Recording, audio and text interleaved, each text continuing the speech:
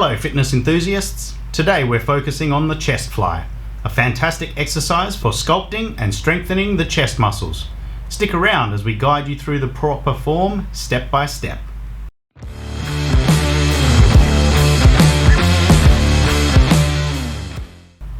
Start by selecting a pair of dumbbells that match your fitness level. Lie down on a flat bench with a dumbbell in each hand, arms fully extended above your chest. Position your feet flat on the ground, shoulder width apart. Engage your core and ensure your back is firmly pressed against the bench.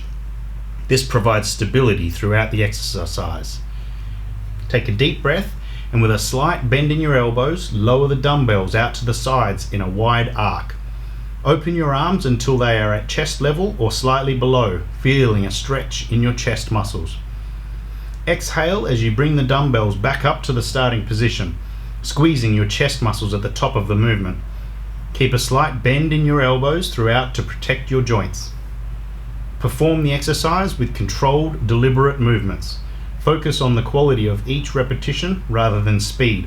This ensures you're targeting the chest muscles effectively. There you have it, the chest fly. A great exercise for building a strong, well-defined chest.